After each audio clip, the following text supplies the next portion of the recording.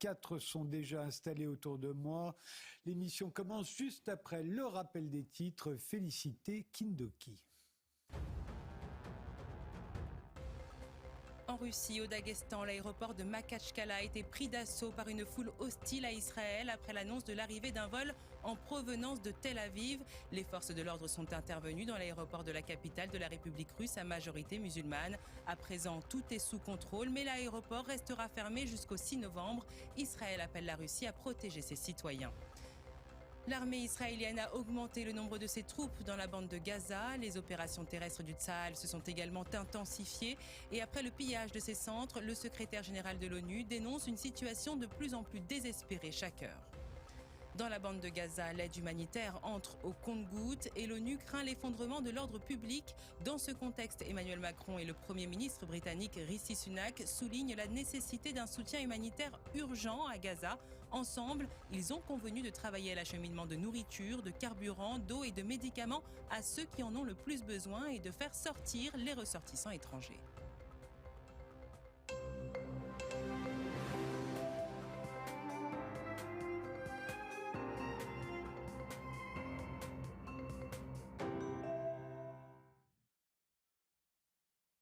Bonsoir, bienvenue sur le plateau des visiteurs du soir. Il est 22h, c'est la fin de la semaine. On va essayer, comme tous les dimanches, de prendre un peu de recul sur l'actualité. D'ailleurs, on terminera l'émission avec Bill François, qui est biophysicien et qui vient de publier Les génies des mers. Il nous expliquera pourquoi il ne faut pas sous-estimer les animaux marins. Les animaux marins, ce sont des créatures prodigieuses, dotées de super pouvoirs, dont on ferait bien parfois de s'inspirer. Mais d'abord, à 22h20, on va revenir sur le retour de la guerre au Moyen-Orient, sur le plan stratégique d'abord. Quel était le but du Hamas en déclenchant cette guerre qui n'a rien de stratégique pour Israël, seulement pour le Hamas, mais dont les conséquences peuvent être terribles pour tout le monde. Et a-t-il réussi son coup ? Je vais poser la question à l'historien Nicolas Bavrez, à Antoine Basbous, le directeur de l'Observatoire des pays arabes, au géopolitologue François Martin. Il y aura également en duplex Myriam Benrad, qui est politologue, spécialiste du Moyen-Orient, et Jacques Hunzinger, qui a été ambassadeur de France en Israël. À 23h, on basculera sur le plan tactique. Israël a commencé son offensive terrestre dans la bande de Gaza, mais ce n'est pas l'invasion massive à laquelle certains s'attendaient. Pourquoi ? Le général Bruno Clermont nous rejoindra, ainsi que Gérard Chalian, qui est un spécialiste des conflits armés. Et l'on commence tout de suite l'émission avec Amin Mahalouf, membre de l'Académie française et tout nouveau secrétaire perpétuel en remplacement d'Hélène Carrère d'Ancos, qui nous a quittés. Le livre que vous venez de sortir, Amin Mahalouf, peut servir de préambule, en effet, au débat que nous aurons ensuite. Vous l'avez intitulé « Le labyrinthe des égarés », parce que ni les Occidentaux, ni leurs adversaires ne sont aujourd'hui capables d'entraîner derrière eux l'humanité dans son ensemble. C'est ça qui fait de nous des égarés dans un labyrinthe ? C'est un labyrinthe, parce que le monde est de plus en plus complexe.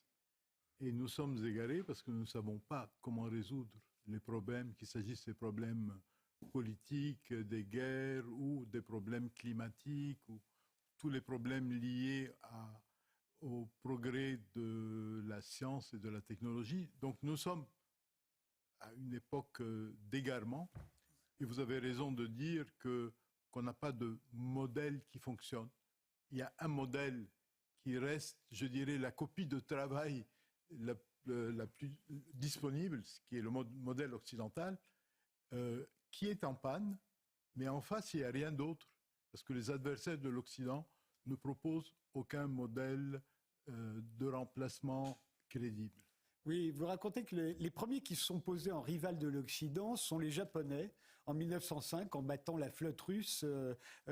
C'était la première fois depuis des siècles qu'une nation non blanche battait une puissance européenne. Dans toute l'Asie, à l'époque, ça a été l'allégresse. C'était un moment d'étonnement dans le monde entier et qui a provoqué en Asie et dans tout l'Orient un formidable enthousiasme, et qui a provoqué beaucoup d'inquiétudes en Occident.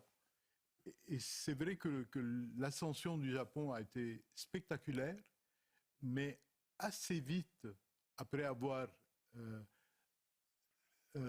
atteint le statut de grande puissance, il a commencé à se comporter comme toutes les grandes puissances. Après avoir crié l'Asie aux Asiatiques, il a commencé à à martyriser ses voisins.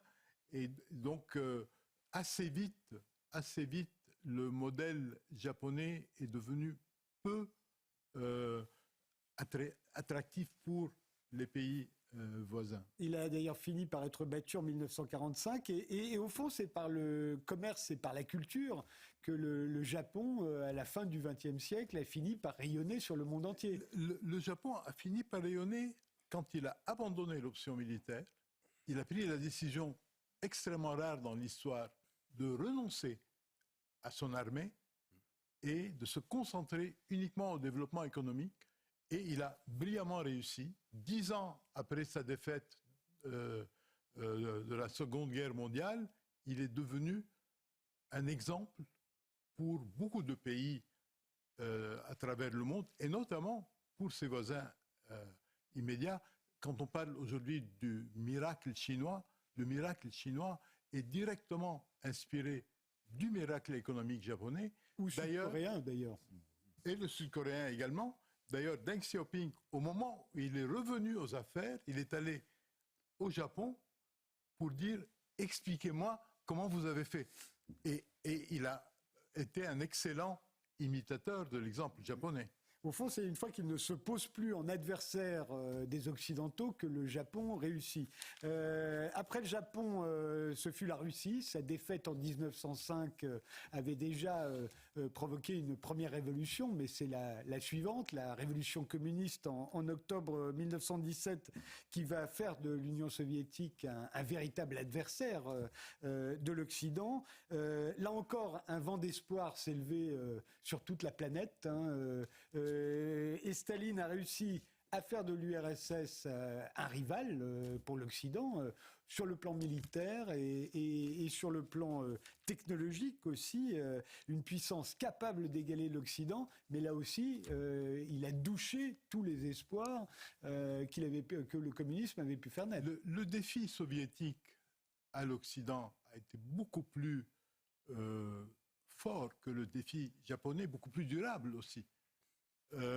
Et nous avons tous connu ces décennies où le monde était divisé en deux camps, un camp occidental et un camp dominé par l'Union soviétique. Et il y a eu un moment où on a pensé que le camp soviétique pouvait gagner. Il y a eu plusieurs moments dans l'histoire. Même jusqu'aux années 70, on pouvait encore penser que l'Union soviétique pouvait remporter. En 75, c'est là où son rayonnement géographique est le plus grand. Absolument, et avec la défaite américaine au Vietnam, avec toutes les anciennes colonies portugaises d'Afrique qui devenaient marxistes-léninistes, avec évidemment Cuba, avec... Aden, je me souviens d'Aden tout à coup, qui était tombé dans le giron avec communiste. aussi la conquête de l'Afghanistan, où un parti communiste a pris le pouvoir. Et là, je pense qu'ils ont atteint la limite de leur expansion et de l'arrogance, il faut dire, parce qu'à partir de là, l'Union soviétique a commencé à sa dégringolade. L'Afghanistan a été son Vietnam. Et en 15 ans, ce pays qui était l'autre superpuissance mondiale, s'est effondré d'une manière spectaculaire. Et donc, cet immense espoir qui était né en 1917, qui a, comme vous l'avez dit, été douché complètement par le système qui ne fonctionnait pas, surtout dans l'économie ne fonctionnait pas, le système politique était complètement sclérosé. Et je crois que la personnalité de Staline a été un élément déterminant. Je crois que le modèle soviétique ne pouvait pas réussir après Staline. Même la déstalinisation n'a pas débarrassé le pays de l'ombre de Staline, de tout ce que Staline a coûté à l'exemple soviétique. Je crois que même Khrouchtchev a dû se comporter un peu comme Staline à Budapest, par exemple, parce qu'ils avaient peur de perdre ce que Staline avait conquis en Europe orientale. Et le legs, en plus de l'Union soviétique, à ce moment-là, c'est la dictature, le parti unique, qui va faire beaucoup d'émules dans les pays nouvellement indépendants, mais c'est aussi l'absence de liberté et la misère économique. Oui, je crois que la principale faiblesse était économique. C'est-à-dire, nulle part le système dirigiste soviétique n'a fonctionné. Et beaucoup de pays qui ont voulu le suivre, en étant persuadés que c'était une voie vers le développement, ont connu des désastres, ont connu la ruine. Et le système politique, en réalité, n'a fait qu'exporter l'idée qu'on pouvait parfaitement gouverner un pays avec un parti unique, que c'était un système de gouvernement tout à fait légitime. Et cela aussi a provoqué partout des désastres. Et reste la Chine, qui a une longue histoire derrière elle, mais qui s'est endormie pendant plusieurs siècles. Vous le racontez en détail, avant de connaître un siècle au moins d'humiliation et de misère. C'est Deng Xiaoping, dont vous parliez, qui l'a sortie de là, la fin du XXe siècle. Elle se pose aujourd'hui en alternative à l'Occident, dont elle n'est pas loin d'égaler la puissance économique. En fait, les deux exemples, les deux défis japonais et russes sont des défis du passé et on a vu comment ils se sont terminés. La Chine, c'est un défi d'aujourd'hui. On ne sait pas encore comment les choses vont évoluer. On ne sait pas si la Chine va être la première puissance globale comme elle le souhaite en 2049 ou avant, ou bien si ce géant, en raison de ses fragilités, va se perdre, va s'égarer en chemin. En tout cas, la Chine a connu un destin extraordinaire, puisque jusqu'au XVe siècle, XVIe siècle, on pouvait la considérer comme la grande puissance dans le monde. Probablement que son économie était la première au monde à l'époque. Et elle a connu une tentative au XVe siècle de rôle international. Elle a construit une flotte extraordinaire qui a commencé à se répandre dans toutes les mers. Et c'est une superbe épopée, mais qui se terminait très vite, parce que la hiérarchie confucéenne de l'époque a dit tout cela n'a aucun intérêt, tout cela est contraire à nos idées, nous n'avons pas besoin du reste du monde. Nous sommes très bien là où nous sommes l'empire du milieu, tous nos voisins se prosternent devant nous, nous n'avons pas besoin d'aller ailleurs. Et quand ils sont entrés de nouveau en contact avec le reste du monde, l'Europe s'était développée, elle avait conquis le monde, et la Chine était restée là où elle pensait que le monde entier était resté, et elle a subi une succession d'humiliations, dont la fameuse guerre de l'opium, et elle a mis beaucoup de temps à se relever. Et même quand elle a commencé à se relever, avec la République, puis avec Mao Tse-tung, etc., il y a eu toute une série d'égarements, parce que, encore une fois, je reviens au même terme, il y a eu des égarements avec Mao Tse-tung, avec le grand bond en avant, avec la révolution culturelle, et le pays a eu toute une succession de tragédies, jusqu'au moment où Deng Xiaoping est arrivé. Et là, je pense qu'il a été un des grands hommes de l'histoire. Et il n'a pas réussi dans tous les domaines. Je pense qu'il a eu aussi ses travers, notamment pour ce qui s'est passé à Tiananmen. Là, je pense qu'il a très mal géré la situation, mais dans l'ensemble, il a réussi à sortir le pays de sa longue tragédie historique et il l'a mis sur la voie du développement.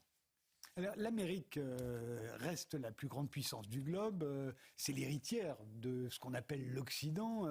Elle avait tout pour assurer un puissant magistère sur le reste des nations. Elle a fait naître, elle aussi, beaucoup d'espoir par sa réussite économique, sa puissance militaire, le rayonnement de sa culture, mais elle aussi les a tous douchés. Et elle a plusieurs fois été à deux doigts d'établir un nouvel ordre du monde, en 1918, en 1945, en 1990. En 1945, elle s'est plutôt bien débrouillée, mais en 1918, pas du tout, et en 1990, ça n'a pas l'air d'être beaucoup mieux. Il y a eu ce moment, on en reparlera peut-être tout à l'heure, c'est la guerre du Golfe en 1990, et surtout 91 au moment de l'assaut, où elle réussit à rassembler autour d'elle une coalition mondiale. Hein. Il y a tous les pays arabes, il y a la Russie, il y a la Chine, mais ça va se pulvériser en quelques années. Les États-Unis ont vaincu le premier défi à l'Occident, qui était le défi japonais. Ils ont vaincu le deuxième défi, qui était le défi soviétique. Aujourd'hui, ce sont eux qui s'opposent au troisième défi, le défi chinois. D'une bataille à l'autre, ils sont devenus le chef de file de l'Occident et la première puissance mondiale. Ils sont toujours la première puissance mondiale. Mais ils n'arrivent pas à assumer pleinement ce rôle. Ils auraient probablement pu, au lendemain de la chute du mur de Berlin, créer un ordre mondial nouveau où ils auraient eu la primauté, mais dans une nouvelle légalité internationale. Je pense qu'à ce moment, ils se sont égarés, pour reprendre le même terme. Mais aussi par arrogance aussi, parce que c'est ce que vous laissez entendre tout au long de votre livre. À chaque fois, les puissances pêchent par arrogance. Je pense que les nations, c'est comme les individus. Dès qu'on atteint un certain degré de puissance, de richesse, ou même de sainteté, on devient arrogant. Et on essaie de faire payer aux autres le prix de sa puissance. Et je pense que les États-Unis n'ont pas encore échoué dans ce rôle. Je dirais que jusqu'à présent, ils n'ont pas réussi dans leur rôle de première puissance, de puissance tutélaire en quelque sorte. Peut-être qu'à un moment donné, ils pourront, mais à ce moment-là, avec l'aide d'autres puissances, notamment avec l'Europe, et probablement avec les adversaires d'aujourd'hui, bâtir un nouvel ordre international, mais jusqu'à ce jour, ils n'ont pas réussi. Et le monde est ce que nous voyons, c'est-à-dire le monde est un monde où on ne sait résoudre aucun problème, où on ne sait arrêter aucune guerre, où on ne sait pas faire face aux grands défis, qu'il s'agisse de défis climatiques ou de beaucoup d'autres. Nous sommes dans un monde égaré. Mais les Américains, c'est en plus, c'est ce que vous avez l'air de leur reprocher, c'est faites ce que je dis, ne faites pas ce que je fais. Bien sûr. Je pense que quand on voit tous ces pays dont j'ai parlé, il y a un critère intéressant, voir ce qu'en pensent leurs voisins. Les Japonais se sont mis à dos leurs voisins immédiats, c'est-à-dire les Coréens et les Chinois. Les Russes se sont mis à dos tous les pays d'Europe orientale, comme on le voit aujourd'hui. Les Américains sont détestés en Amérique latine. Donc il y a quelque chose qui n'a pas fonctionné dans la transmission. C'est au moins le modèle américain, qui est par ailleurs un super modèle, aurait dû pouvoir s'étendre au sud du Rio Grande, et il n'a jamais réussi à s'étendre. Merci Amin Maalouf, je renvoie à la lecture de votre livre, Le labyrinthe des égarés. Vous êtes obligé de nous quitter. Nous, on va poursuivre cette émission juste après une pause. Encore merci d'être passé par cette émission.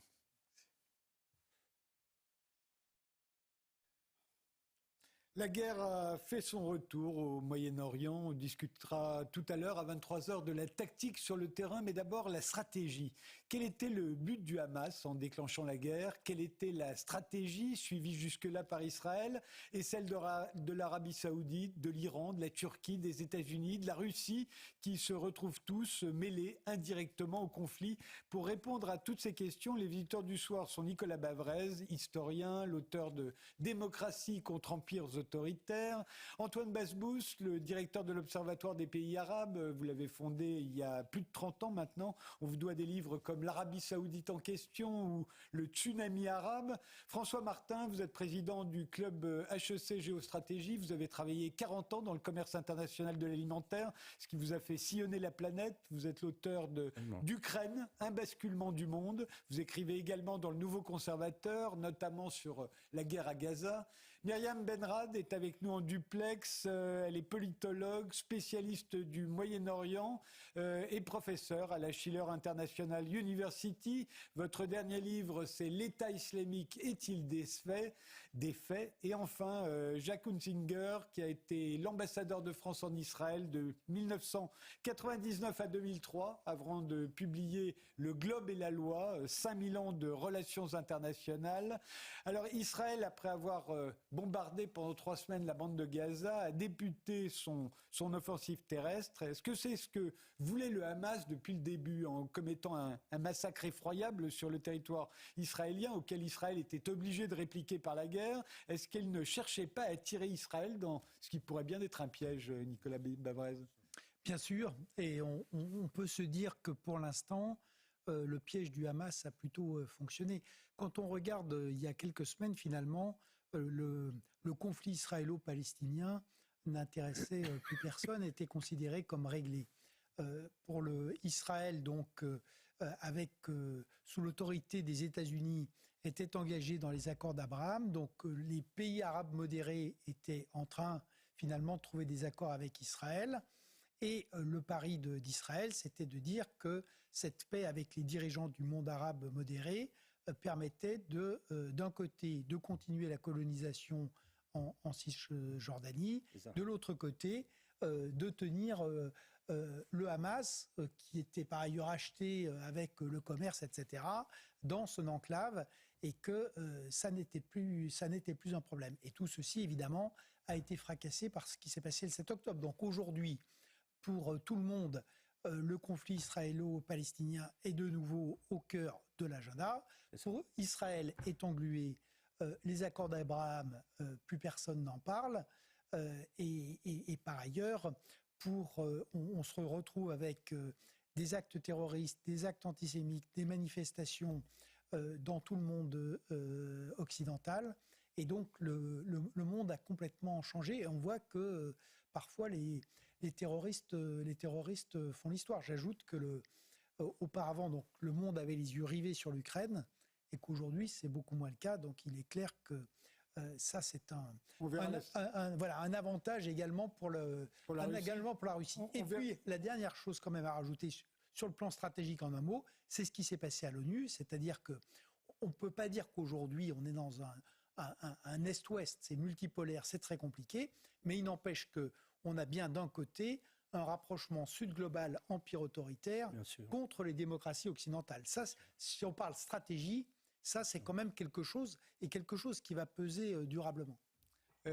Juste une minute, Antoine Basbouche, et je vous redonnerai la parole juste après, mais il va y avoir le rappel des titres. Même question, est-ce que la stratégie du Hamas, c'était d'en arriver là? La stratégie du Hamas, c'est de bousculer le statu quo. Le statu quo, c'est-à-dire une autorité palestinienne qui collabore avec Israël. Israël qui a chevauché la question palestinienne en signant des accords de normalisation avec une petite dizaine d'États. Surtout, l'État qui allait arriver, c'était l'Arabie Saoudite. Le mois dernier, le prince héritier a dit que les négociations avançaient. Il n'a pas parlé d'un État palestinien, il a parlé d'un bien-être, meilleur être pour les Palestiniens. Ce qui veut dire que s'il restait calme, cette cause aurait été enterrée. Et donc, leur réaction est une revendication nationale, nationaliste, avec des moyens très douteux, terroristes. Et en même temps, ils sont les héritiers de l'OLP, du Fatah, de l'autorité palestinienne. Ce sont eux qui portent aujourd'hui la revendication nationale palestinienne. On laisse Félicité Kindoki nous faire le rappel des titres et on poursuit ce débat juste après. Le Premier ministre israélien Benjamin Netanyahou a reproché aux responsables sécuritaires d'avoir sous-estimé les risques d'une attaque d'envergure du Hamas. Des propos postés cette nuit dans un message sur X, puis retirés dans la matinée et remplacés par des excuses. Je cite « J'ai eu tort, ce que j'ai dit n'aurait pas dû être dit et je m'en excuse. Je soutiens totalement tous les responsables sécuritaires ». Et alors que le ministre israélien a évoqué hier une deuxième étape du conflit contre le Hamas, la bande de Gaza est le théâtre d'une intensification des bombardements et d'opérations terrestres de l'armée israélienne. L'aide humanitaire entre au compte-gouttes et après le pillage de ces centres, l'ONU déplore une situation chaque heure plus désespérée et craint l'effondrement de l'ordre public sur le territoire. Dans ce conflit, les États-Unis appellent Israël à prendre toutes les mesures nécessaires et possibles à sa disposition pour faire la distinction entre le Hamas et les civils palestiniens dans ces opérations militaires. Les terroristes sont des cibles militaires légitimes et les civils ne le sont pas, a déclaré le conseiller à la sécurité nationale de la Maison-Blanche, Jack Sullivan.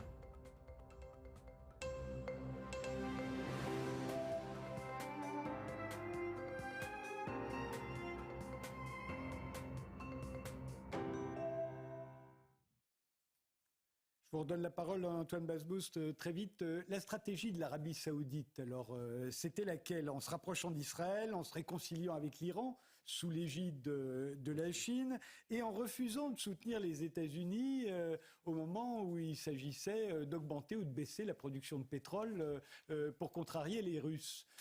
C'est quoi la stratégie de Mohamed Ben Salman dans toute cette affaire? Mohamed Ben Salman a engagé une réelle révolution culturelle. Il y a 7 ans, à Riyad, il n'y avait pas une femme au volant, toutes les femmes étaient voilées, il n'y a pas de cinéma, pas de musique. Le pays était wahhabisé, wahhabite totalement.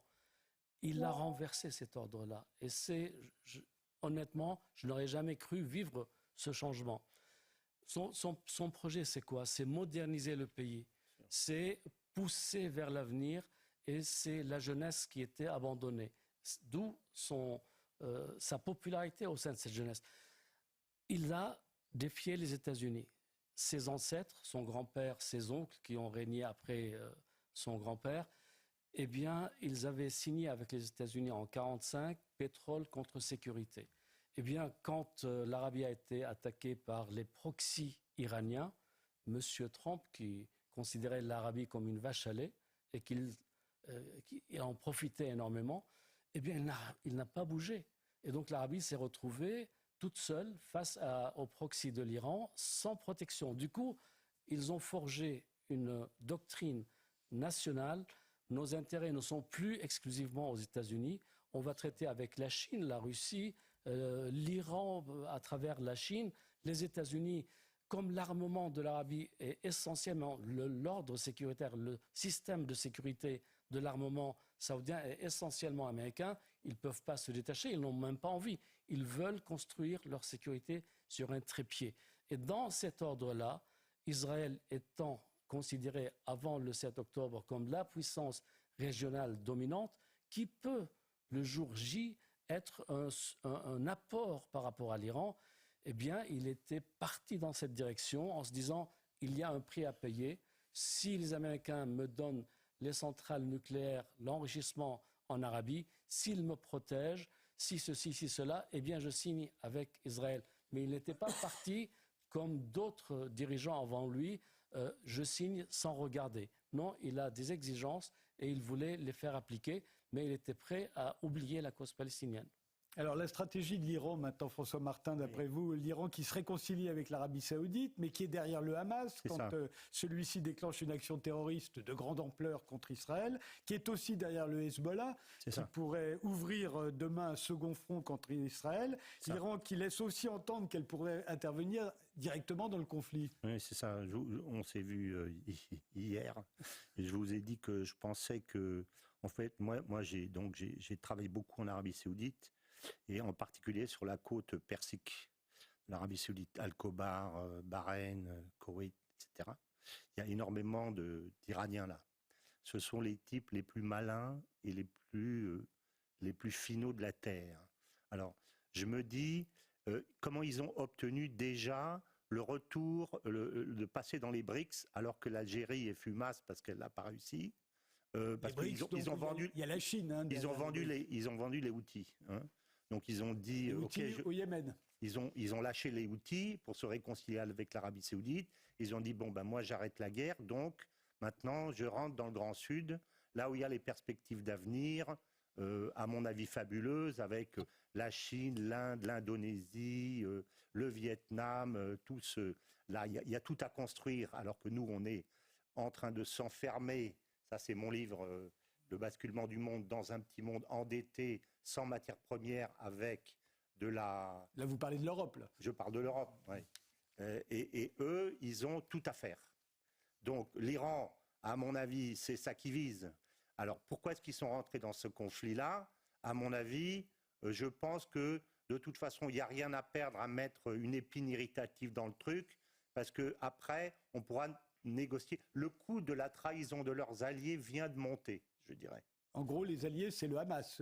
Voilà. Je pense que si on veut maintenant qu'ils aillent vers... Et le Hezbollah. Si on veut qu'ils laissent tomber le Hamas, ça coûtera plus cher qu'avant. Hein.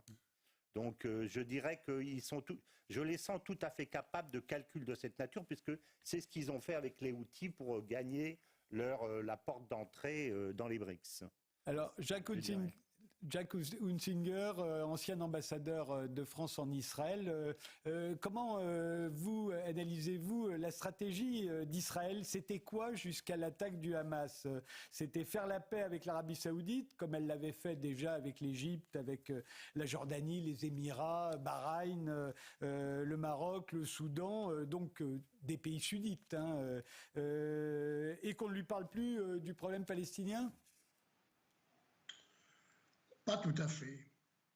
C'était effectivement faire la paix avec le monde arabe, le Maroc, les pays du Golfe, et devait se conclure par cet accord avec l'Arabie Saoudite, mais vis-à-vis de la question palestinienne. La stratégie qu'a pratiquée M. Netanyahou depuis 2007, depuis le moment où le Hamas a conquis Gaza et est devenu le maître à Gaza en 2007, après avoir chassé l'autorité palestinienne. Netanyahou a établi une sorte de relation assez particulière avec le Hamas. C'est ça. Une relation de ni guerre ni paix. Voilà. Une relation de cohabitation mi-pacifique, mi-guerrière, qui va se traduire d'abord par le fait que Netanyahou ne pratiquera jamais l'éradication du Hamas. Il faut rappeler que M. Netanyahou a facilité le transit des fonds du Qatar au Hamas pendant 15 ans. Comment fonctionne le Hamas à Gaza? Par les millions de dollars du Qatar, notamment. Et comment ces fonds du Qatar arrivent à Gaza? Par une coordination dans laquelle Israël joue son rôle. Donc il y a une ambiguïté. Pourquoi cela? Parce que M. Netanyahou préfère avoir deux entités palestiniennes plutôt qu'une. L'autorité à Ramallah, le Hamas à Gaza. Cela empêche tout accord final. Et c'est cette stratégie qui a joué pendant 15 ans. Mais ce qui s'est passé, c'est que le Hamas a voulu sortir de cette cohabitation. Et la quatrième guerre entre Hamas et Israël, celle de mai 2021, rappelons-nous, c'est pas si vieux. En mai 2021, il y a des incidents sur l'esplanade des mosquées à Jérusalem. C'est l'embrasement de toute la population palestinienne à partir de ces incidents à El-Aqsa. Et le Hamas va voir en 2021 qu'il est possible de relancer l'intifada parce qu'il va réussir à mobiliser les foules palestiniennes à Jérusalem, en Cisjordanie, en Israël. Souvenez-vous, en 2021, les incidents qu'il y a eu dans les villes israéliennes de Lod, d'Haïfa et bien sûr à Gaza. Et, à mon sens, c'est à partir de cette guerre, cette quatrième guerre de mai 2021, que le Hamas va considérer que les temps ont changé et qu'il va lui être possible désormais d'entreprendre une guerre payante contre Israël, et ce qu'il va préparer entre 2021 et 2023. Pendant 2 années, le Hamas va préparer soigneusement, méthodiquement, de façon très habile, mais très efficace, l'opération qu'il a faite le 7 octobre. Et ça, Israël ne l'a pas vu venir, ou plutôt l'a vu venir trop tard. Ou plutôt encore, comme cela commence à être connu, les services de renseignement israéliens sentaient que quelque chose se préparait, l'ont fait savoir, mais ça n'a pas été perçu par le gouvernement israélien. Alors, Myriam Benrad, tout ce qu'on a dit jusqu'à présent, est-ce que vous êtes d'accord? Est-ce que c'est vraiment les stratégies que chacun avait dans la tête jusqu'à ce que le Hamas déclenche son attaque contre Israël?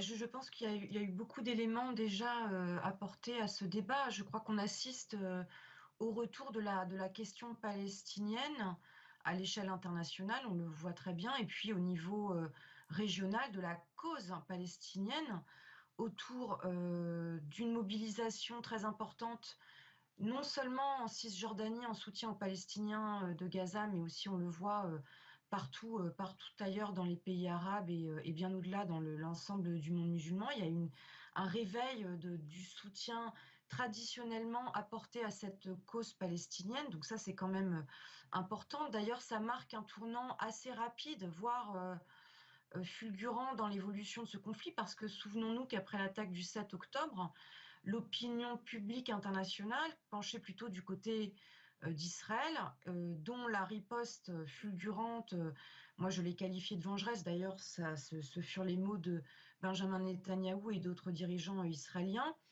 ont certes déjà infligé des pertes très importantes dans le camp palestinien.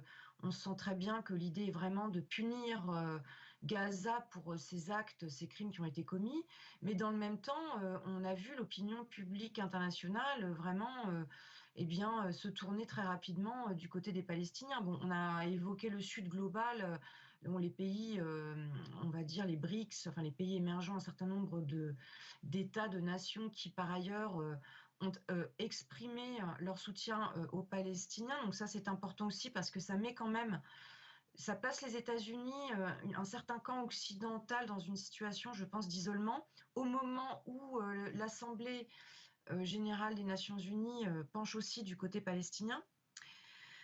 Je voudrais aussi peut-être réagir sur ce qu'a été dit sur la stratégie d'Israël. Il est vrai que l'État hébreu a joué pendant très longtemps non seulement l'islamisation de la question palestinienne, en ayant soutenu en réalité au départ le mouvement Hamas contre l'autorité palestinienne, et puis surtout en ayant fait en sorte qu'il n'y ait en effet aucune réconciliation, aucun accord, ce qui de facto empêchait la solution à deux États au-delà des questions de territoire. Donc ça, c'est important quand même de le rappeler. Peut-être un dernier point ou deux. Bon, on peut se demander si la stratégie du Hamas n'était pas en effet, par cette violence, de provoquer une confrontation de grande ampleur et puis, dans un second temps, une troisième intifada. C'est vrai qu'on voit la Cisjordanie s'embraser, donc on a quand même des questions à poser. On verra comment les choses évoluent. Et puis, par ailleurs, la question tout de même du réengagement de la communauté internationale qui s'est peut-être un peu complu, je dirais, dans cet espoir que représentaient les accords d'Abraham, qui en réalité dépolitisait cette question palestinienne, qui faisait de manière très superficielle, à mon sens, passer des questions économiques, commerciales avant ce dossier qui avait été donc complètement relégué. Et aujourd'hui, on voit bien que ça n'a pas pris en quelque sorte. Et puis, je ne donne pas cher pour ma part des accords d'Abraham et de tout processus de normalisation après cette vague de violence qui va laisser des traces très profondes. Et les États-Unis, alors Nicolas Bavrez, parce qu'on faisait allusion tout à l'heure à 1990-91, au moment de la première guerre du Golfe, où les Américains réunissent autour d'eux une vaste coalition comprenant tous les pays arabes à l'époque contre l'Irak. Ensuite, tout ça a été plus ou moins pulvérisé par l'invasion de l'Irak et la déstabilisation de la région. On avait l'impression que l'Amérique voulait se retirer du Moyen-Orient depuis plusieurs années. Est-ce qu'aujourd'hui, ils sont obligés de revenir ? Là aussi, ce serait une des conséquences de l'attaque du Hamas. De même qu'Israël se retrouve dans une guerre qu'elle ne souhaitait pas, les États-Unis sont condamnés à revenir au Moyen-Orient alors qu'ils voulaient s'en éloigner. En fait, ils ne veulent pas s'en éloigner. Ils l'ont fait avec deux évolutions qu'il faut avoir en tête. L'évolution stratégique, les guerres perdues d'Irak et de Syrie.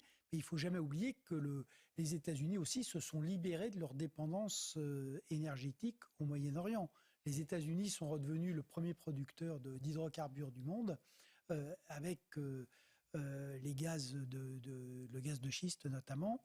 Et donc, les États-Unis ont aussi beaucoup plus de marge de manœuvre aujourd'hui, et on voit à quel point l'énergie est importante et à quel point ça compte dans la réindustrialisation et le retour en force économique des États-Unis. Donc c'est vrai que la priorité stratégique des États-Unis, ça a été clairement dit, c'est le seul point de cohérence ou de convergence de la classe politique américaine, c'est la Chine. Donc, ils ont été obligés de se réengager en Europe pour l'Ukraine, et ça, c'est un vrai réengagement, parce qu'il y a 120 000 hommes quand même aujourd'hui en Europe. Pour l'instant, les États-Unis soutiennent Israël aussi avec une dimension de politique intérieure très forte, mais on parle des porte-avions qui arrivent en Méditerranée. Voilà, mais envoyer 2 porte-avions, c'est pas envoyer 120 000 hommes qui sont sur place. Oui. Et donc, on va voir si ceci va durer, mais il est clair qu'en tout cas pour les États-Unis, c'est un retour qui est un retour contraint, mais qui n'a pas vocation à s'inscrire dans un temps long. Juste d'un mot sur ce qui a été dit, parce que je crois que c'est une dimension qui est très importante, c'est que c'est un vrai conflit asymétrique, et que dans un conflit asymétrique, la guerre de l'information est absolument centrale.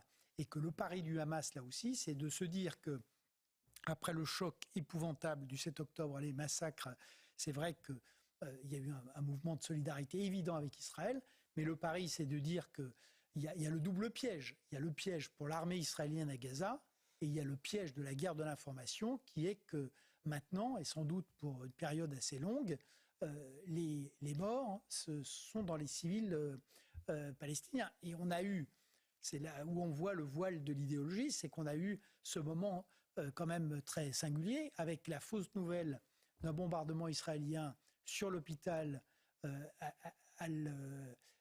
Ali Arabi, et que cette nouvelle a été démontrée comme fausse, mais que les 2 tiers du monde ont voulu croire et continuent à vouloir croire que c'est vrai.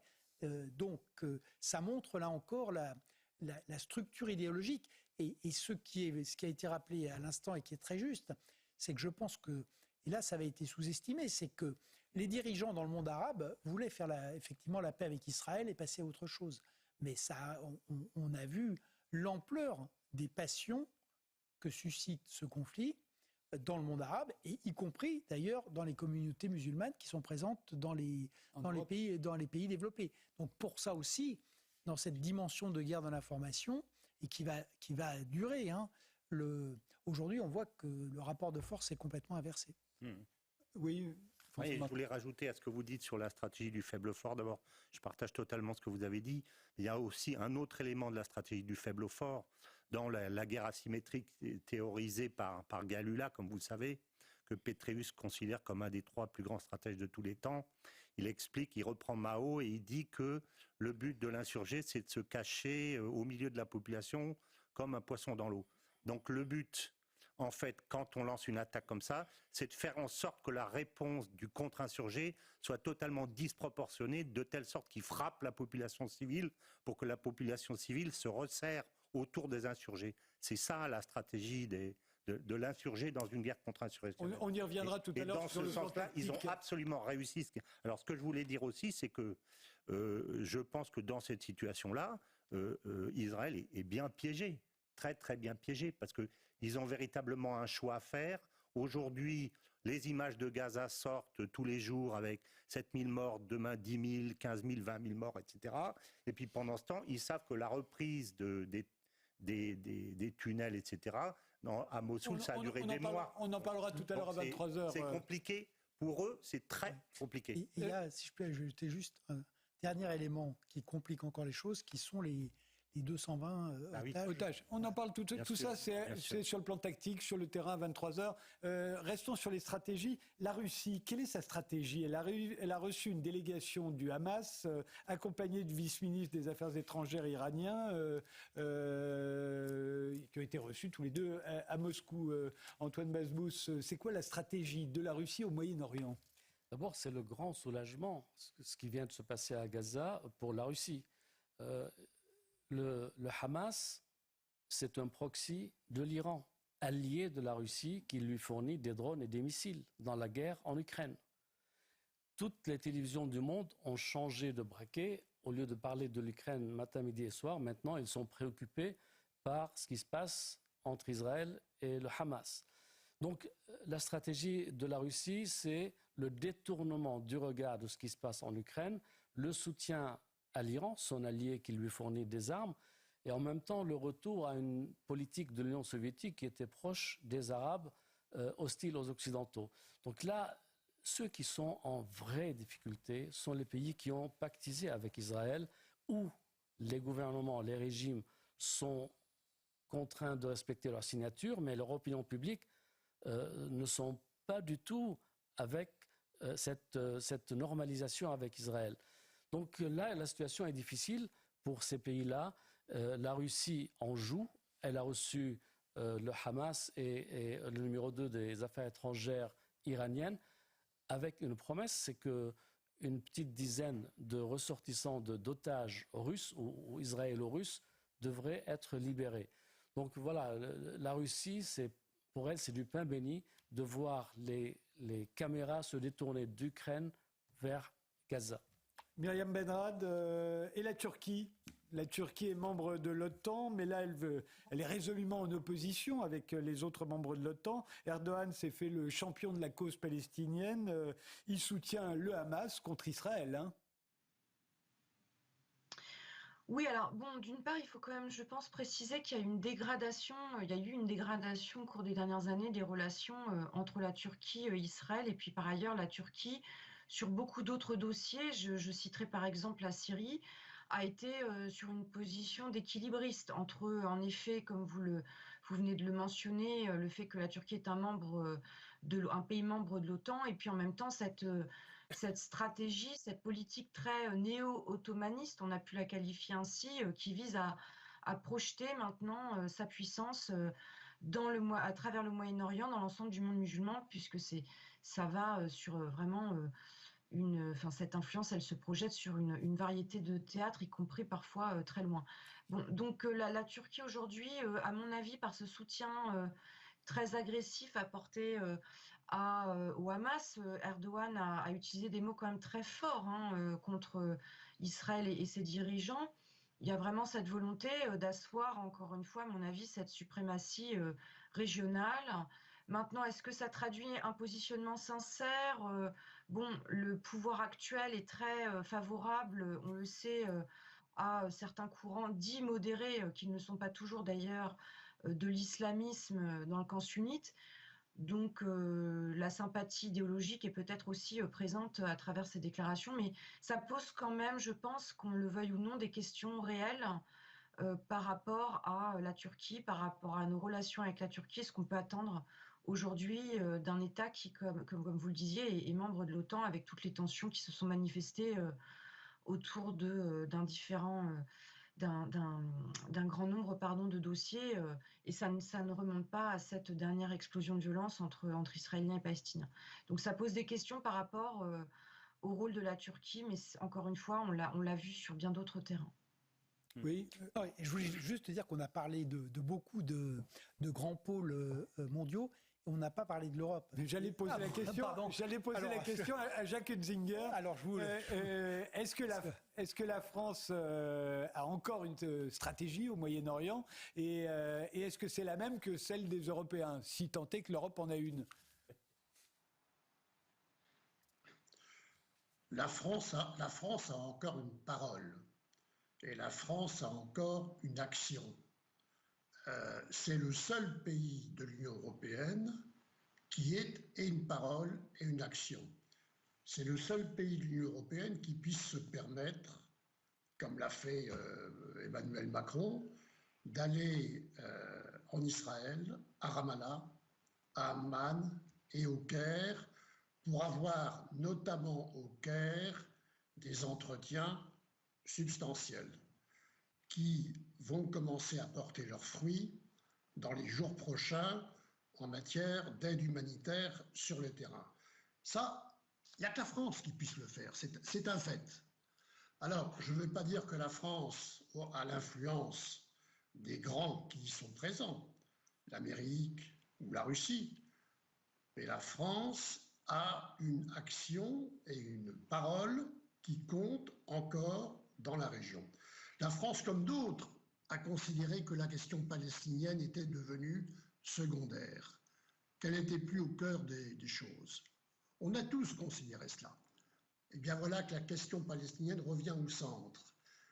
Et la politique française, à mon sens, de ce qu'il va se passer dans les prochaines semaines, va être tout à la fois d'agir sur le plan humanitaire, deuxièmement, d'agir pour que l'opération militaire israélienne sur Gaza soit relativement modérée, tout en étant efficiente sur le long terme, et troisièmement, le moment venu, dans quelques semaines, dans quelques mois, de faire comprendre que même si le problème du Hamas est réglé, partiellement ou pas, eh bien la question palestinienne est toujours là et se reposera, et qu'il faut en arriver à rouvrir le dossier politique. Ça, je pense que la politique française, globalement, est l'une des seules à pouvoir agir en ce sens avec ses alliés et ses amis. Merci Jacques Hitzinger. Antoine Basbous et Nicolas Bavrez, alors sur la France, elle a encore une stratégie au Moyen-Orient ? C'est du en même temps, c'est-à-dire le président de la République, quand il a rencontré Netanyahou, il a sans doute été influencé en parlant de coalition contre le Hamas, en comparant Hamas et Daesh. Je crois que c'est un faux pas qui a été commis et qui a été avec une tentation ou tentative de rattrapage à Paris. C'est vrai qu'il a été à Ramallah, aucun autre chef d'État l'a fait avant lui, en Jordanie et puis en Égypte. Cela dit, toute l'Europe finance les Palestiniens pour leur permettre de garder la tête au-dessus de l'eau. C'est un peu le rôle du CICR, ce n'est pas un rôle politique. Le CICR, c'est la Croix-Rouge. La Croix-Rouge internationale. Et là, il manque d'ambition, il manque d'une ligne politique européenne qui soit lisible, claire et qui soit suivie par les 27. C'est ça qui est la faiblesse de l'Europe.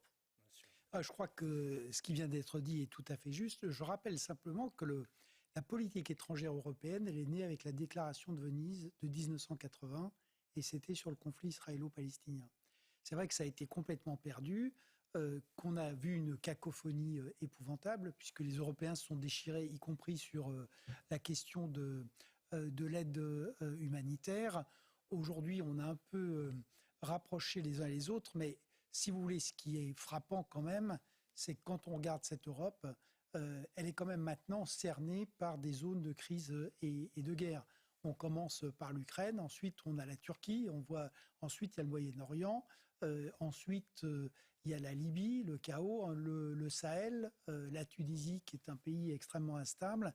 Et cette Europe est absolument incapable d'assurer sa propre sécurité et d'avoir une action de stabilisation sur cet environnement qui est de plus en plus dangereux. Donc je crois qu'il y a quand même le vrai appel de ce qui se passe aujourd'hui et du 7 octobre, c'est qu'il s'agisse de sécurité intérieure ou de sécurité extérieure, il faut vraiment que les Européens prennent leur destin en main et maintenant c'est très urgent. Sur la France, je rejoins ce qui a été... Très vite, parce que... Oui, d'un mot, je rejoins ce qui a quand même été dit, c'est-à-dire que la déclaration du président de la République sur une coalition internationale dérivée de celle contre... ça voulait dire que potentiellement, on demandait à nos alliés de l'OTAN et à des pays arabes modérés d'aller soutenir l'action militaire d'Israël à Gaza. Je ne sais pas qui a pu inventer ça, mais c'est complètement déraisonnable. Et quelqu'un qui ne voulait pas que d'escalade dans le conflit. Oui, enfin, je rappelle qu'on a aussi des otages français sur place. Je rappelle qu'on ne peut pas dire ça et dire qu'on veut la désescalade ou qu'on veut la modération. Enfin, c'était une contradiction dans les termes complètes. Alors, on essaye de sauver la face avec la coalition humanitaire. Pour le coup, elle a plus de sens. Mais c'est vrai qu'une fois de plus, on a quand même l'impression que la diplomatie française, quand même, à force de supprimer le corps diplomatique, on finit par perdre la diplomatie. On va maintenant s'intéresser à la tactique. Après la stratégie, vient la tactique sur le terrain. L'offensive terrestre a commencé. Mais d'abord, le rappel des titres. Féliciter Kindoki et je remercie Myriam Benrad et Jacques Hunsinger qui doivent nous quitter maintenant. En Cisjordanie, 5 Palestiniens ont été tués ce matin lors d'affrontements avec l'armée israélienne. Âgés de 29 à 35 ans, 2 d'entre eux sont morts dans le camp de réfugiés d'Askar à Naplouse. Les autres incidents ont eu lieu dans un autre camp de réfugiés au nord de Jénine. L'armée israélienne parle de tirs de riposte. La France dit condamner fermement ces attaques de colons israéliens contre les civils palestiniens en Cisjordanie. Le Premier ministre israélien Benjamin Netanyahou a reproché aux responsables sécuritaires d'avoir sous-estimé les risques d'une attaque d'envergure du Hamas. Des propos postés cette nuit dans un message sur X, puis retirés dans la matinée et remplacés par des excuses. Je cite « J'ai eu tort, ce que j'ai dit n'aurait pas dû être dit et je m'en excuse. Je soutiens totalement tous les responsables sécuritaires ». Et alors que le ministre israélien a évoqué hier une deuxième étape du conflit contre le Hamas, la bande de Gaza est le théâtre d'une intensification des bombardements et d'opérations terrestres de l'armée israélienne.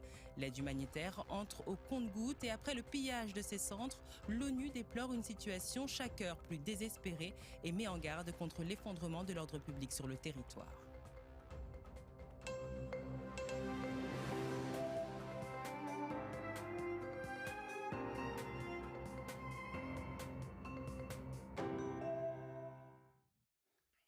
Bienvenue si vous venez de nous rejoindre. Les visiteurs du soir, c'est tous les dimanches de 22h jusqu'à minuit. À 23h30, on s'intéressera au génie des mers avec Bill François. Il vient nous expliquer pourquoi on a tort de se moquer de la mémoire des poissons rouges ou du QI des palourdes. Les animaux marins sont capables de prodiges que nous serions bien incapables d'imiter. Il va nous en raconter quelques-uns. Mais d'abord, la guerre à Gaza, on en a discuté l'aspect stratégique pendant la première partie de l'émission. Voyons maintenant la tactique sur le terrain, là où ça fait mal.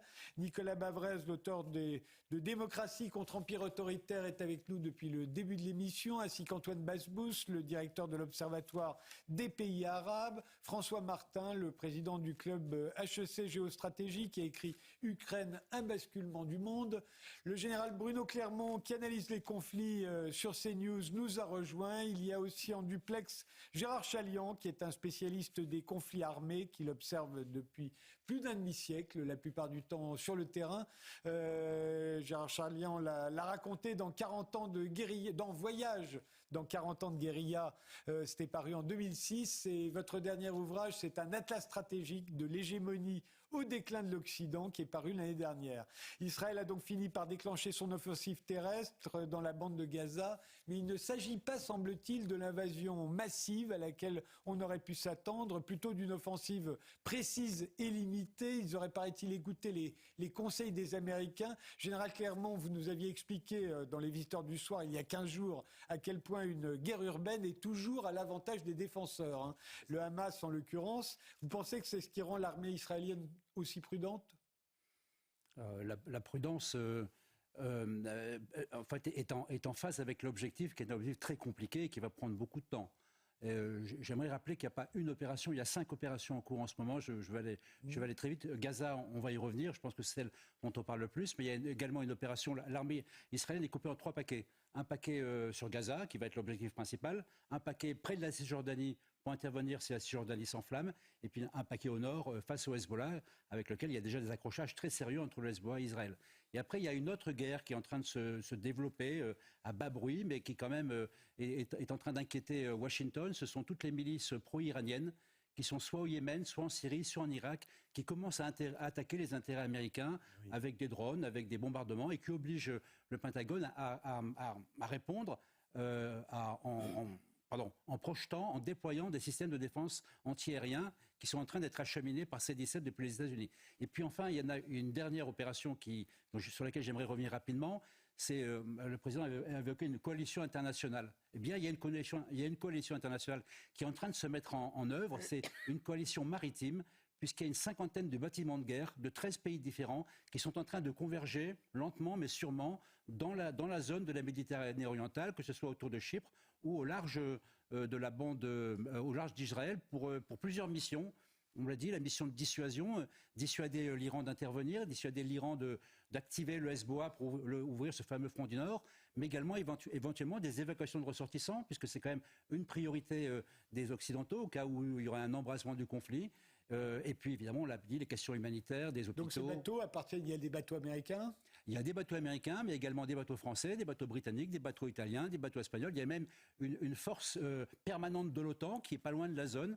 Donc tout le monde est en train de se rapprocher pour ces différentes raisons, dissuader, protéger et éventuellement, je pense que ça c'est important de le rappeler, évacuer des ressortissants. Ainsi, le Tonnerre français, le bâtiment n'a pas simplement un hôpital, il a des capacités il a des hélicoptères pour transporter du personnel et pour éventuellement évacuer des ressortissants. Donc c'est toute cette espèce d'opération qui se met en place pour répondre à la situation qui se passe en Israël, qui est d'une complexité sans doute jamais vue. Pour résumer, il y a un général américain qui a beaucoup de crédit aux États-Unis, qui s'appelle le général David Petraeus, un ancien patron des forces en Afghanistan et un patron de la CIA, qui a dit que jamais, depuis la Deuxième Guerre mondiale, il y a eu une opération militaire d'une telle complexité qui doit être menée par Tsahal. Donc c'est ça le mot, c'est la complexité qui oblige à une certaine prudence, à une certaine tactique qui est de tenir les objectifs qui ont été affichés. Je rappelle que les objectifs qui ont été affichés, ce ne sont pas tout à fait les mêmes qu'au début.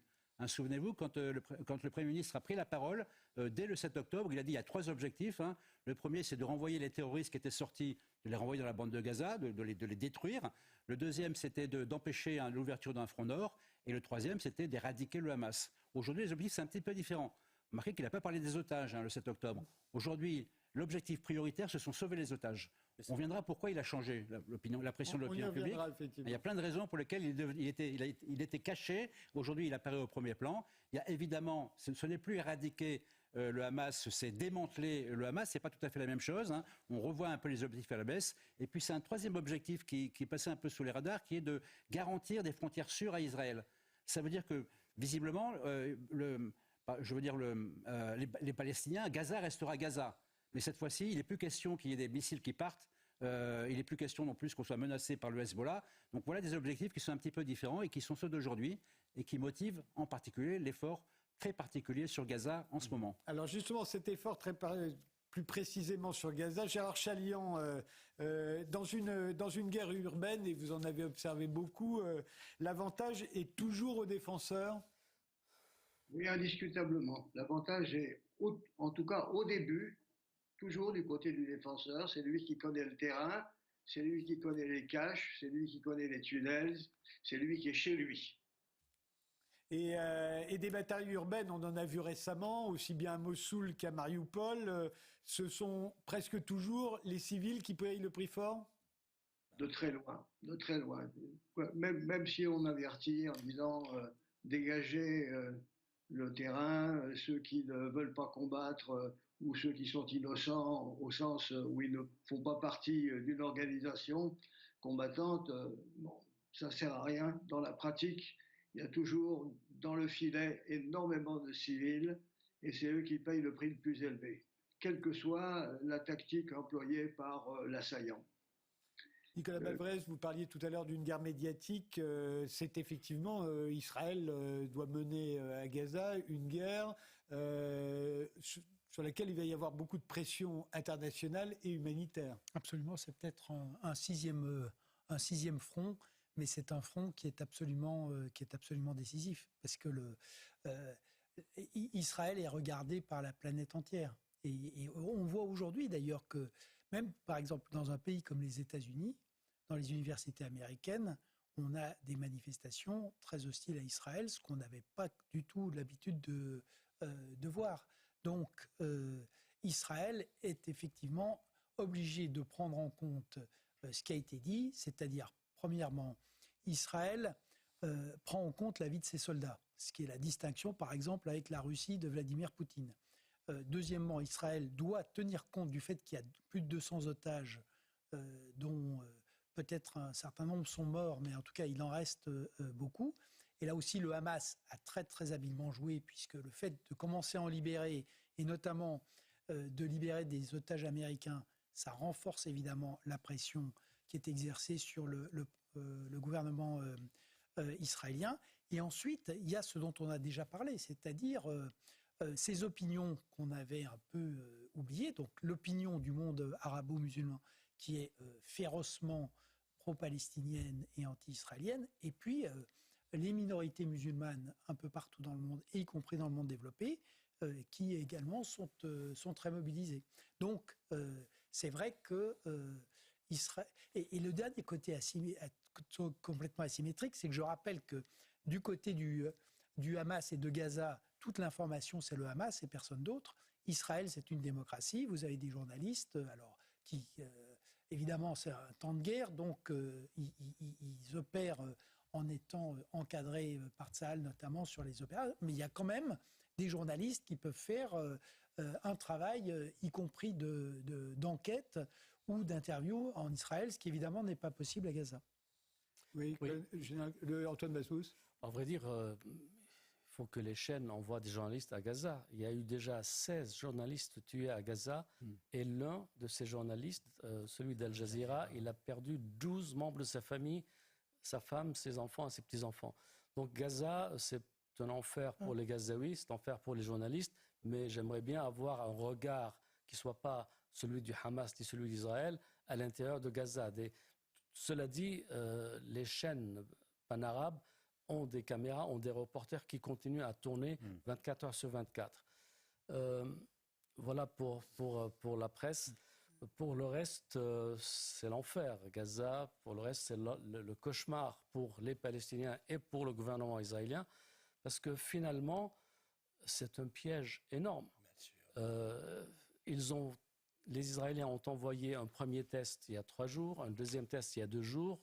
Ils ont envoyé une force hier et on a vu que le Hamas les a pris par revers à travers Eretz, sur leur arrière. Il y a eu de nouveaux combats, mais en territoire israélien.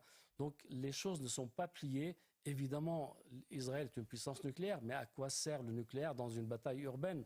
Israël peut-être a plus intérêt à trouver une solution avec ses voisins, tout en étant la puissance régionale, au lieu d'avoir du nucléaire et de ne pas pouvoir s'en servir. Aujourd'hui, le pays est paralysé économiquement. Tous les jeunes sont au front. Regardez les reportages sur Tel Aviv, il n'y a pas un seul restaurant d'ouvert. Les gens sont, je veux dire, avec les sirènes, avec le dôme de fer qui intercepte les missiles. Et Hamas continue aujourd'hui à envoyer encore des missiles.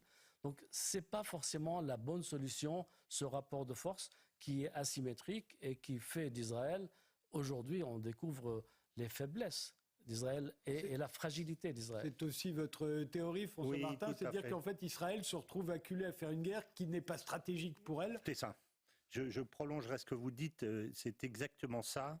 En fait, Israël est piégé. Il y a un énorme problème de temps, de timing, qui rejoint d'une part la tactique et d'autre part la stratégie à long terme. Parce que ce qui est stratégique pour Israël, véritablement, c'est l'ouverture vers les pays arabes. Par contre, il voit tous les jours le compteur tourne avec les morts, etc., etc. Et par ailleurs, je crois que vous l'aviez, mon général, expliqué il y a 15 jours, on ne prend pas une ville comme ça, militairement, en l'espace de 15 jours. C'est pas possible, il faut des mois. Et ils ne peuvent pas se permettre de rester sous les caméras pendant des mois, parce que s'ils attendent... Mohamed Ben Salman a juste suspendu les négociations. Suspendu. Les pourparlers Les pourparlers.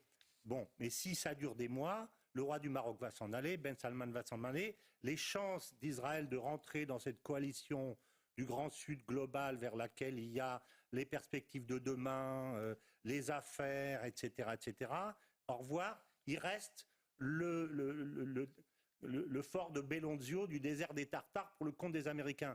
Bonjour l'avenir.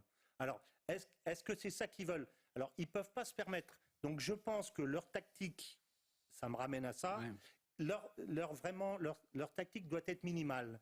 Et vous avez, je crois que c'est vous qui aviez, il y a 15 jours, prononcé une phrase disant que dans ce que dit Tsahal, ça s'appelle tondre le gazon. C'est vous qui aviez expliqué ça. Bon, ça explique exactement ce que ça veut dire. C'est-à-dire, ils savent qu'ils ne détruiront pas le Hamas. D'ailleurs, ils sont en train de créer le Hamas de demain. Parce que tous les gamins qui ont vu mourir leur sœur, leur maman, leur papa, etc., ils disent « Moi, j'ai 10 ans, quand j'aurai 18 ans, je serai un de ces héros. » Donc, on est en train de multiplier le...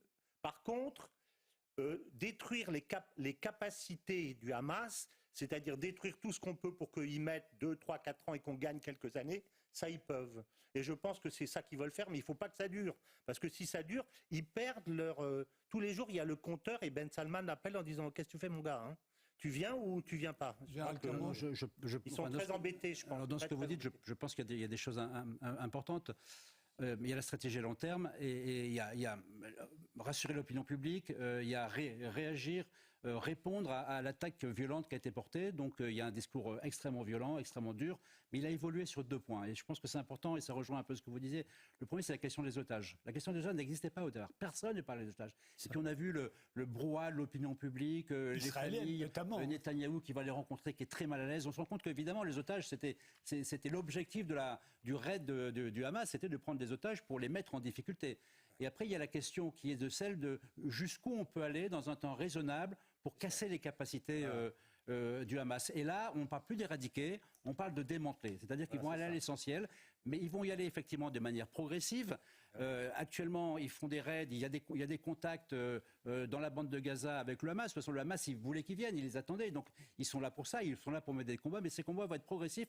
Ils vont tâter le terrain, ils vont chercher l'affrontement, ils vont évaluer la situation et ils iront ou pas progressivement, de manière massive, ou de plus importante. Mais non, je pense qu'ils n'ont pas le choix. Et le choix qu'ils n'ont pas, c'est qu'ils doivent absolument casser le plus durement possible, le plus fortement possible le Hamas pour avoir un peu de tranquillité dans les quelques années qui viennent. Et ça, ils ne peuvent pas s'en passer. Donc ils sont obligés de faire cette guerre. Le Hamas les a attirés dans un piège. Ils sont obligés de rentrer dans ce piège avec toutes les difficultés qu'on connaît. On a parlé, et je terminerai ça par vous savez, la guerre urbaine, on connaît Fallujah 1, Fallujah 2, on connaît Raqqa, on connaît Mossoul. Mais dans toute cette guerre, il n'y avait pas autant de combattants aussi déterminés et il n'y avait pas autant de tunnels. Et il n'y avait pas d'otages. Donc on voit bien que la mission est quasiment impossible. Donc comment réussir une mission impossible ? C'est la tâche à laquelle s'attelle Tsahal.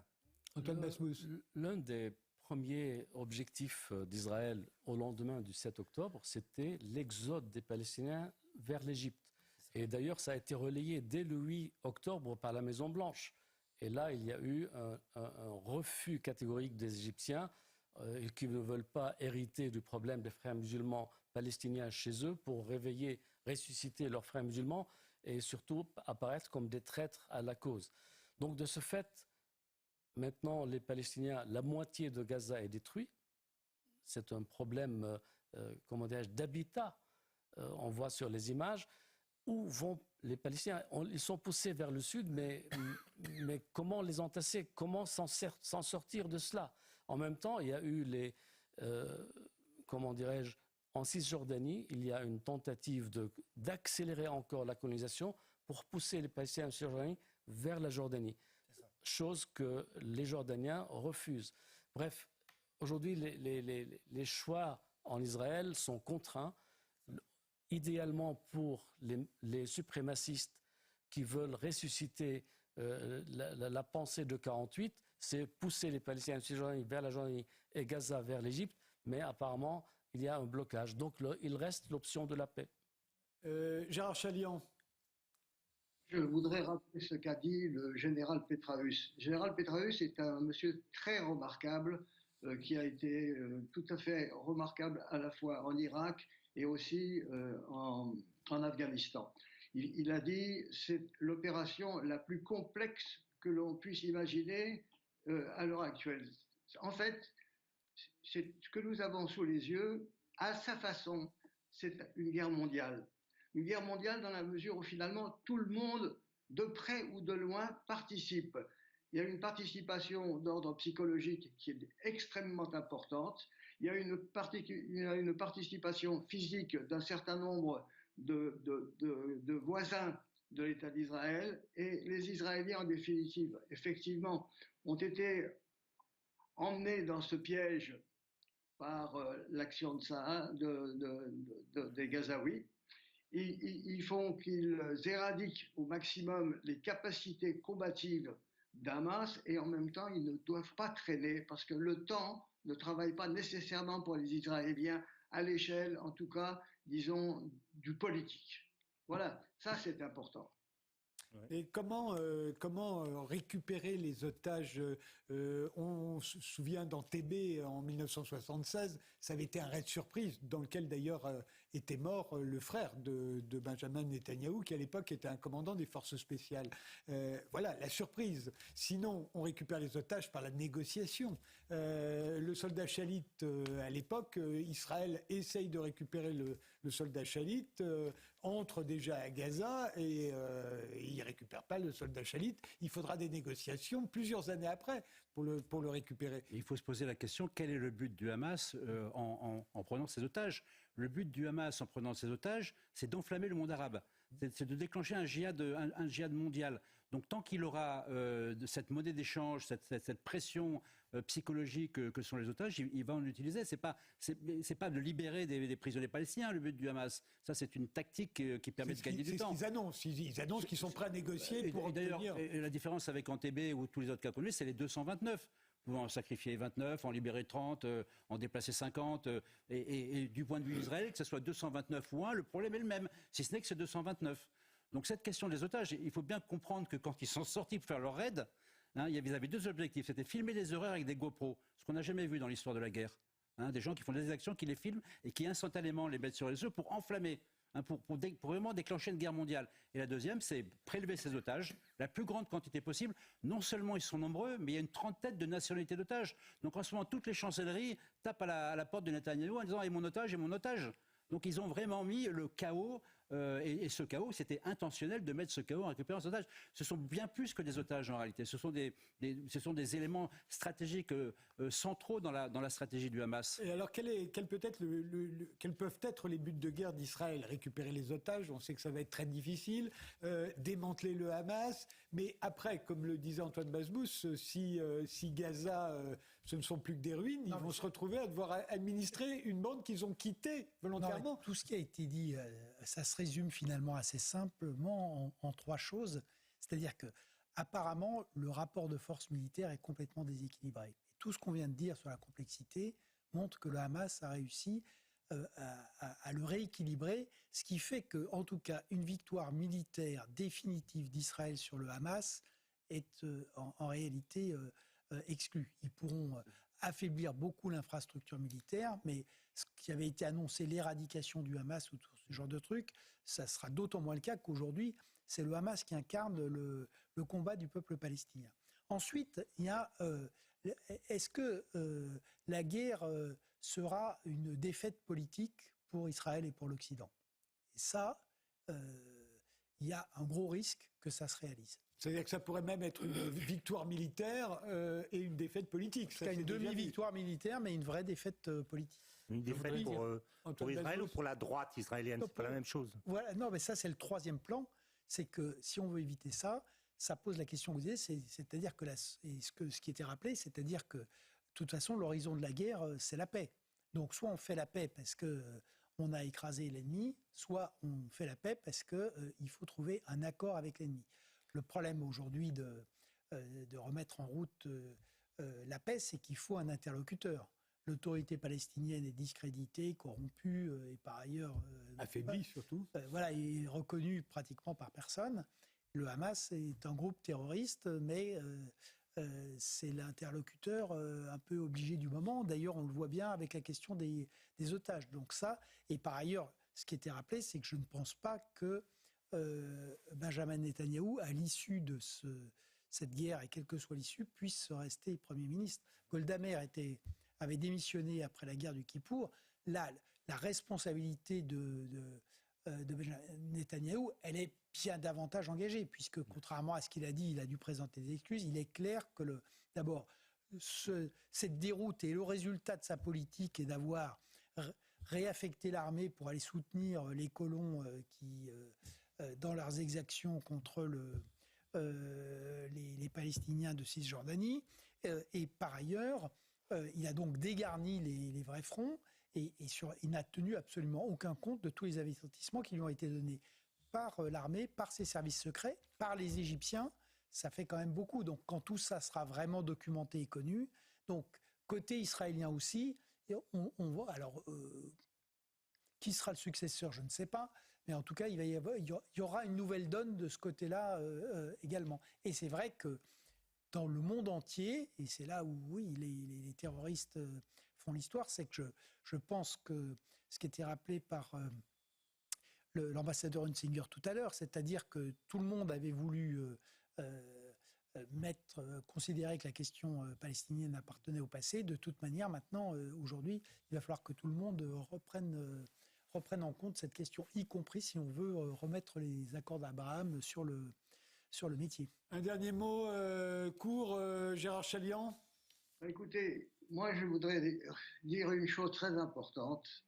Le but de la droite israélienne, c'est l'expulsion. Ce serait ça la solution idéale, l'expulsion carrément des Palestiniens de Gaza, entièrement. C'est une chose que la droite israélienne, qui n'était pas au pouvoir, regrette lorsqu'elle pense à la guerre de 6 jours. La guerre des 6 jours, c'était une occasion fantastique. Les Arabes qui croyaient gagner avaient été vaincus d'une façon effroyable. L'Occident, qui avait craint à tort ou à raison qu'Israël allait disparaître, était à 100% pour Israël. À ce moment-là, l'idéal eût été l'expulsion, direction de la Transjordanie, de l'ensemble des Palestiniens. Ils l'ont raté. Depuis, ils ont cherché à refaire la chose. Eh bien, c'est la dernière chance. Voilà. Général Clermont. Vraiment, moi, très, très court. Bien rappeler que quoi qu'il se passe à l'intérieur d'Israël, la priorité des Américains, c'est que ça reste à l'intérieur d'Israël. C'est un peu le scénario entre la Russie et l'Ukraine. Ça va être difficile pour Israël, ça va être même terrible, mais ça serait bien pire si jamais il y avait un embrasement et que ça sorte des frontières d'Israël. Ça, c'est la priorité des Américains. Et juste rappeler que ce qui vient d'être dit, c'est effectivement le vieux plan qui est de dire que les Palestiniens de Cisjordanie vont en Jordanie, que la bande de Gaza, ça passe en Égypte, sauf que précisément, et la Jordanie et l'Égypte considèrent que c'est absolument hors de question. Et donc, si on veut, pour le coup, régionaliser les choses, c'est la bonne manière de s'y prendre. Antoine Basmous. À vrai dire, la conclusion, c'est que la dissuasion a changé de camp. Jusque-là, jusqu'au 6 octobre, on pensait qu'Israël était la puissance régionale qui imposait sa dissuasion. À partir du 7, c'est l'Iran qui en sort le grand vainqueur. Tous ces proxys que l'Iran a implantés aux frontières d'Israël, eh bien, ils agissent, ils se coordonnent. Il y a l'unité des fronts et c'est depuis Téhéran que tout ça est orchestré. Et les choses sont tellement visibles pour les Américains qu'ils ont dépêché très vite 2 porte-avions avec toute leur armada. C'est l'inquiétude d'un embrasement régional. Et si le Hezbollah rentre dans la danse, eh bien, ça sera une autre paire de manches pour l'État d'Israël. Il nous reste 1 minute, François Martin. Je peux compléter ça en disant qu'il y a aussi un autre aspect très important dans cette affaire, c'est que l'Occident joue sa crédibilité. C'est la dernière fois, je pense, que l'Occident joue sa crédibilité dans cette affaire. Parce qu'on voit que, en fait, la guerre d'Ukraine, ce que j'explique dans mon livre, a créé une fracture. L'Afrique en fait partie. Le Gaza en fait partie. C'est vraiment une fracture entre le Nord et le Sud, le Nord étant les États-Unis et leurs alliés. Et c'est les États-Unis et leurs alliés qui se retrouvent en fait piégés et limités et enfermés dans cette affaire. Voilà. Donc, moi, je me mets à la place d'un Chinois quand il voit les États-Unis qui disent « viens vous amener la liberté » et qui dit à l'ONU « voilà les preuves d'armes de destruction massive avec du talc ». Enfin, on a perdu beaucoup de crédibilité. Là, c'est un peu notre dernière chance. Si on ne résout pas ça diplomatiquement, correctement, le mieux possible, derrière, ce que je crains, c'est qu'il y ait vraiment des affrontements entre le Nord et le Sud, parce que le Sud aura perdu toute confiance dans les pays du Nord et ça risque d'être très grave. Voilà. Ce sera le dernier mot. Merci Général Clermont, vous nous quittez. Merci Gérard Chaliand. On va maintenant changer totalement de sujet. On va s'intéresser à ce qui se passe dans les fonds marins avec Bill François, mais d'abord le rappel des titres. Félicité Kindeki.